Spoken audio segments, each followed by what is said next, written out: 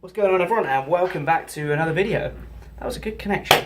I like that. So before we get into this one, quick little apology. My camera lens stopped being recognised by my camera, so I've had to switch to my phone for now. So apologies if it's less than the normal quality. It's probably going to be exactly the same. Anyway, so I know I said I was going to do a Black Panther spoiler review and non-spoiler review, but in all honesty, I don't think I would be able to add anything new to what's already out there in terms of other reviews. So let's be honest, if you found my little channel and you were going to watch a Black Panther review, chances are you've probably seen plenty of other reviews from bigger channels, and I don't feel I would have added anything new that warranted its own video. I will say this, I really enjoyed the film, especially the villain, Killmonger. His storyline in that was absolutely brilliant, and how they tied it back to important topics like slavery. It really was something different from a Marvel film that I've never seen before and did not expect. But no, I really enjoyed the film, the characters were great. The only other little bad thing I will say is there was one scene where Shuri was explaining all the technology and the new suits to T'Challa, and it felt like she made a joke every other line.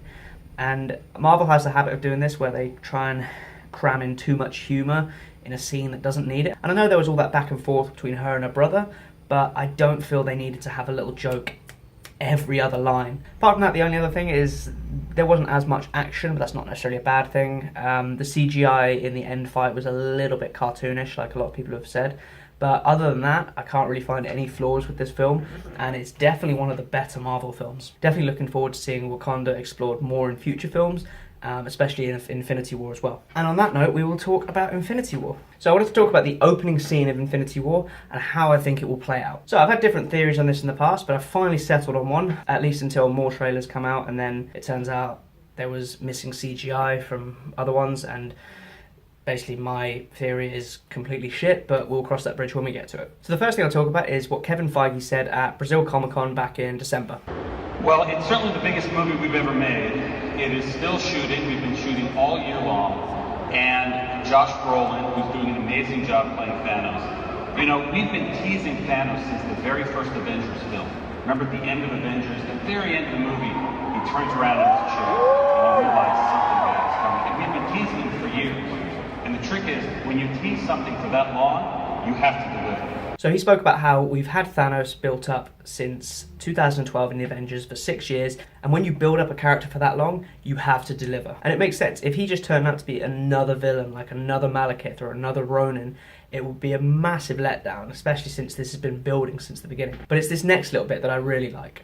So within the first 5 minutes of Infinity War, people will understand why Thanos is the biggest and baddest villain in the history of the Marvel Cinematic Universe.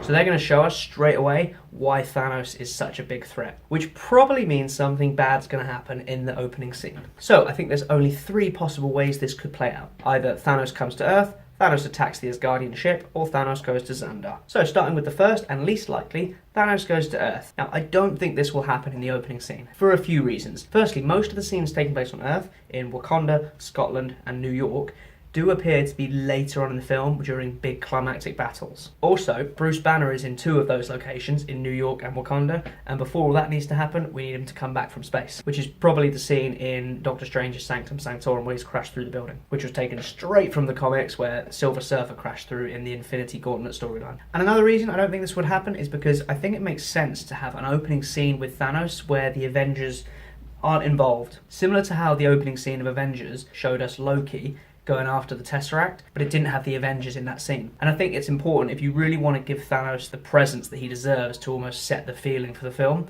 he needs to have this opening scene where you're not distracted by other major characters. So the second option, and this is what everyone thought for a while, is that Thanos will attack the Asgardian ship. And while I think this happens very early on, I don't think this is the opening scene. So firstly, it was shown in an end credit scene in Ragnarok. And although the end credit scenes show us what's going to be happening in future films, Marvel doesn't use these scenes to show us the opening of a film. So one example would be Antman, which showed us a clip of Civil War, and it showed us the scene where Cap and Falcon had found Bucky.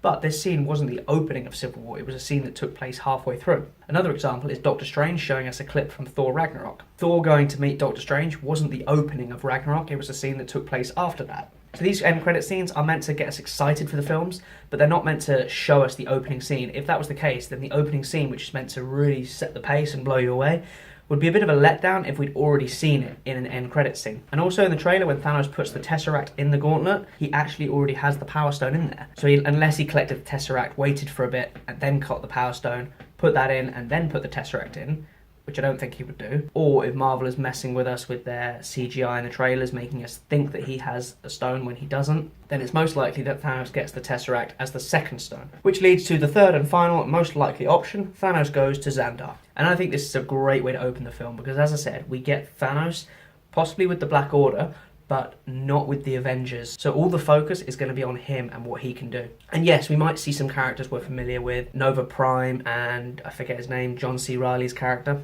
But it's a great way to set the tone of the film. What will then probably happen is the Guardians will probably get some kind of distress call. They'll turn up at Xandar, maybe a little bit too late, continue on the trail of Thanos, and then they'll come across what he's done to the Asgardian ship. And then they pick up Thor. So yeah, collecting the Power Stone and the Tesseract are probably going to be pretty early on in the film. And by the time characters like Iron Man, Spider-Man, Doctor Strange meet up with Thanos, he's already got 2 stones. And I think this works well because at the end of the day, this is a Thanos movie. He's effectively the main character. And I think the Russo brothers spoke about how it's kind of him going on a personal journey and his own little quest. And the way they start off the film is so important to make sure that carries on throughout the film. So Thanos going to destroy Xandar. Do you guys agree with that? Leave a comment down below. Let me know your thoughts. Hit that like button and subscribe if you're new to the channel.